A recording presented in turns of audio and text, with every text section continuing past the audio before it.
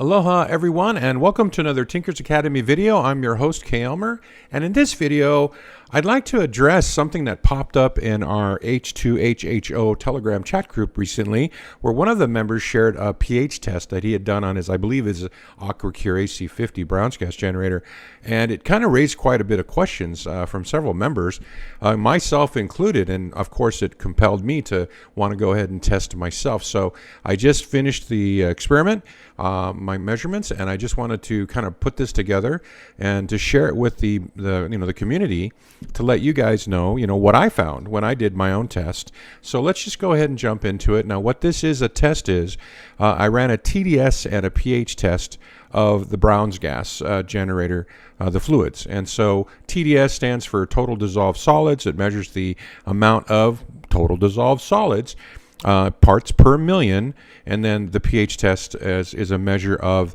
what pH stands for, potential hydrogen, and it also measures the conductivity, electrical conductivity within the water. So that's what those two tests are. So one of the first things that I want to kind of convey for anyone who's not as familiar with Brown's gas generators is that there's a lot of different parts. And so one of the things about timings and about the generator itself, it's something that I just really want to point out, and that it's really important, I think, when you're talking about measuring anything coming out of one of these generators, is how long has that generator been running just by itself, And so one of the things about generators, and these are all the recommended time frames. So if you own one of these, you need to, based on the experiment I just ran, I highly recommend you stick to the time frames that are recommended by the manufacturers. And so the whole idea behind a runtime on a generator is how long has that generator been used, running without having the tank flushed. And the recommendations kind of varies over time and by manufacturer, but for this model of a Brown's gas generator, it's usually around 120 hours. You're going to want to flush the tank, and then the recommendation for like the AC50 is that you would just go ahead and save the electrolyte and add more. And then the recommendation on the H2 Genesys is to dump the whole thing and start over. And both of these would take, I believe, about 50 grams of sodium hydroxide, which is also known as lye, to be the electrolyte in the distilled water that you would put inside the tank. So what I mean is that I think there's going to be a huge difference if you just set this up brand new and you run it when it's at maximum electrolyte, right?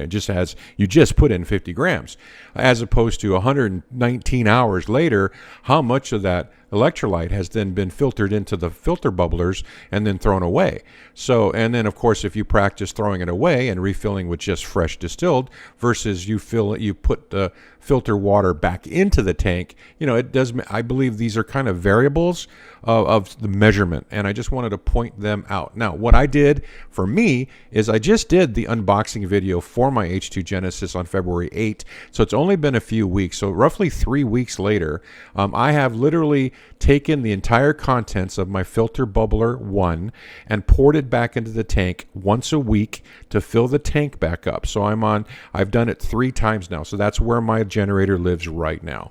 And so I would say the total runtime on my generator, based on what I had just experienced, which was to run, I run it about probably, I would say maybe 6 to 7 hours a day. But, it varies. Every single day is a little different for me, right? But that's kind of what. So I'm kind of counting the days based on that 6 to 7 hours a day average. And then when I hit 120, I'm going to dump the tank and start over. Okay, that's how I do it. But basically, though, this experiment was done with a brand new H2 Genesys set up on February 8th. Today's March 1. 3 weeks later, I've only filled up the tank or refilled the tank 3 times with the entire contents of filter 1. All right.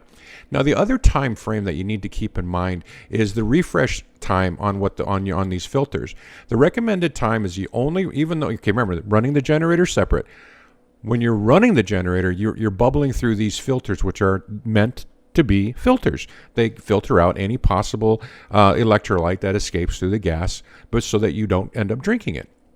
And so in filter 1 and filter 2, the recommendation is that every 10 hours of runtime, right? So you're running your generator, but every 10 hours that's the maximum, and then you empty these 2 out.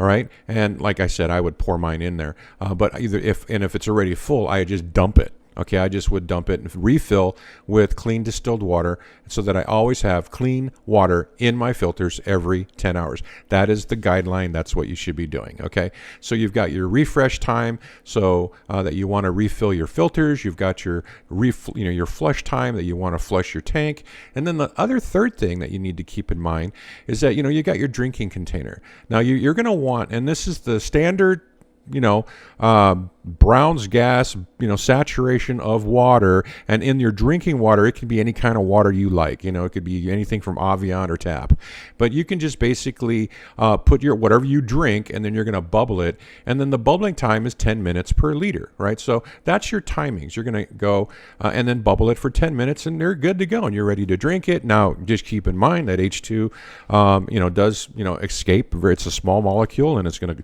seep right out of that water really quickly. So the recommendation is that if you bubble water, you should be drinking it within the hour, or you're going to have to rebubble it. All right. So, but the whole idea, though, is it only takes 10 minutes to saturate 1 liter of water with HHO or H2. So that's really the concepts here that I'm working with. So now for this experiment, the materials and methods, the materials that I used the H2 Genesys from H2 Biohacker as the generator, TDS meter, a digital one that I acquired from Amazon, a pH meter, digital one that I acquired from Amazon, very inexpensive. So caveat, I'm working with cheap Chinese stuff. Okay, the really fancy, expensive stuff, I just can't afford it. But it's your anybody's TDS and anybody's pH meter. Take it for what you will, but good enough, right? And then the water distiller, because I wanted to kind of share all of this stuff. Links below in the video description if you want to check out the equipment that I used. But I did want to share my water distiller because one of the things that was surprising to me was that my water distiller produces alkaline water. Which I did not know. Which means that's because I run my water out of the tap through a Berkey or another water filter that I have that takes out fluoride. And so I have two separate, like a pitcher one, and I've got my Berkey one. Either one, right? They filter out all the stuff in the tap plus the fluoride, chlorine, and whatever. And then I drink it, right? So that's the water I pour after I filter it. I put it in the distiller, and then I distill it. And it was very surprising that it's still a little bit alkaline. And you'll see that here in the video. Now, the methods that I basically followed is that I basically took my generator, that's been running for 3 weeks, daily, off and on, and I ran it and then basically I ran it for 10 hours on clean filter water. So I'd basically taken these guys and I refreshed my filters, which I do every 10 hours. So they're very fresh water in the filters. And then I ran it for 10 hours, okay? After I ran it for 10 hours, I then bubbled some drinking water for the 10 minutes. I just did 750 milliliters because that's the amount of water that my water bottle holds. So I just put 750 milliliters in a beaker, and then I basically bubbled it for 10 minutes as if it was a full liter. And I measured the before and after pH and TDS, and then I also went back and I measured the before and after of TDS and pH in the water filters. The filters, the bubbler filters. Okay, so I measured before and after filters, before and after drinking water. Okay, so the filters was after 10 hours, and the drinking water was after 10 hours of filters plus 10 minutes of drinking water. So let's jump right in and kind of just show you what I did.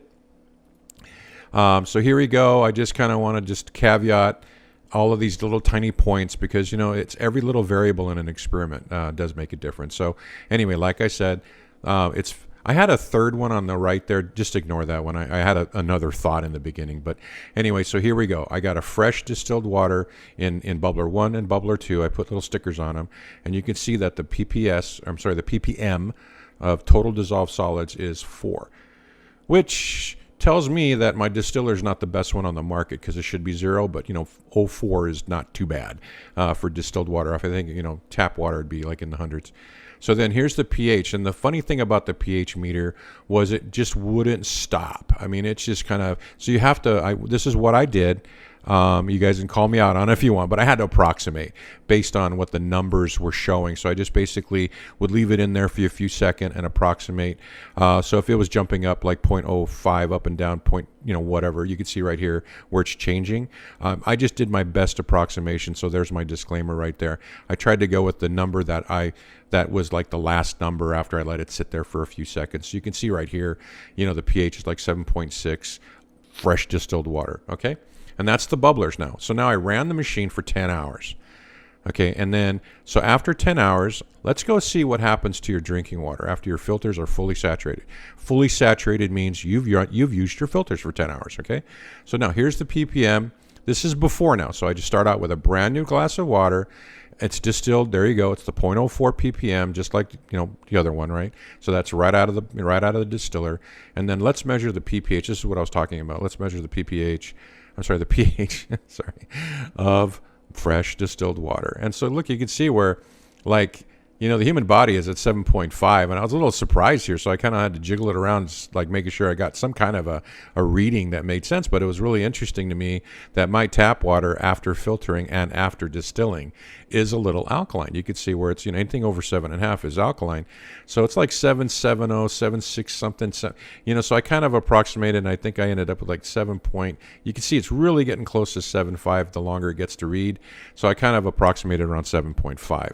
So let's say, so here I've got neutral water at 7.5 in 0.004 ppm, and then let's go ahead and bubble it. Bubbling it again, I want to emphasize this, that my filters are fully saturated at 10 hours at this point. So if you've gone the full 10 hours and you decide to bubble yourself a glass of water, this is exactly what's going to happen here.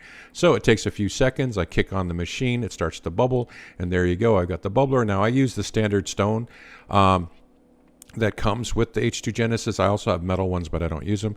And so as you can see right there, I'm running it at 4 amps at 45%. And so that's what I usually run it at all the time. I run it at 45%, and at 45 it's 4 amps. So now it's been 10 minutes. I turn off the generator, take out the bubbler stone, and let's go ahead and measure it. So this is it. After you've run your generator 10 hours on fresh filters and bubble yourself a glass of water, all right, let's measure what the ppm is, and let's measure what the pH is. So here's the ppm, total dissolved solids after 10 minutes on 10-hour-old filters, and it's 0.04. It has not changed a bit. There's nothing there. It doesn't pick up anything that, there's nothing else in there in terms of a total dissolved solids. Now it's measuring parts per million, because I cannot afford a machine that measures parts per billion. So let's keep that, caveat. All right, so here's the pH. After 10 minutes on fully saturated filters, I got my little meter there. I got to shake it up a little bit, maybe just get a good reading. Want to make sure I take a little bit of time. I don't know, it just keeps going back to zero. I don't know why, but there you go. It's starting to settle in, and it's again approximating. So it's like 7.6, so 6959, 5.6 and so forth. So I think I approximated this one around 7.56, just to, kind of approximate. And, I got a plus or minus 0.04 or something. All right. So now after the 10 hours again, so I finished my drinking water. I got the measurements from that. Let's go take a look at the filters now. This is 10 hours plus 10 minutes of the filters running. So let's take a look at the ppm, and definitely 34 parts per million. There's definitely dissolved solids inside the first bubbler, okay, the filter.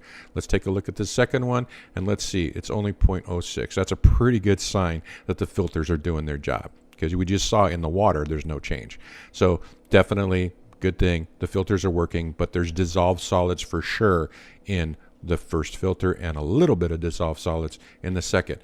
Now, let's take a look at the pH in the first filter, and it's popped up to 10.4 something and 10.5 around there. We're going to approximate around 10.5 something.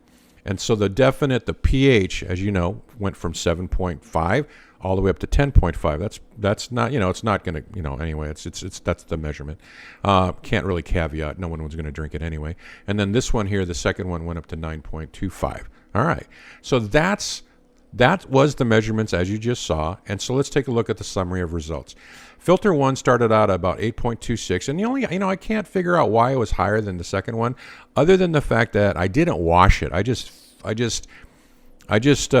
rinsed it. So I could think that maybe there was some residual on the inside after I rinsed it, and maybe I should have washed it with soap and water. But anyway, because it's the same filter 1, right? But anyway, the starting point for filter 1 was 8.26, and after 10 hours, okay, and then you would obviously refresh it, but after 10 hours it went up to 10.54, and so it definitely increased 2.28 per points of pH. So it definitely went up and got alkaline. But keep in mind, that's what the filter's supposed to do. It's supposed to filter out the gaseous lye, the sodium hydroxide, so that it doesn't get into your drinking water. Now, there's a second filter. So the second filter started out at 7.62. Remember, these are approximations, plus or minus 0.0 whatever.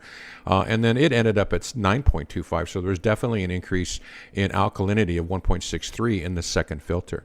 And then what's important, though, what's really important, this is what really matters at the end of the day, and when you're talking about pH, the pH from the drinking water. Now, this is after 10 hours, so this is the point where you should be tossing out your filter water, replacing it. But even at the maximum point of having your filters saturated, okay, I went from a 7.52 to 7.56, my approximation. So it was an increase in alkalinity or pH of 0.04. That's 4/100ths, okay, after, of bubbling at 10 minutes on 10-hour filters, okay?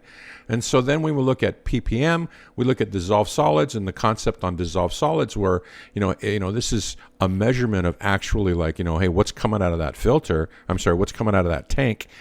Dissolved solids, and is the meter picking it up? And sure enough, it went from a 0.004 to 0.034. So there's a 30 parts per million increase of dissolved solids in the first filter.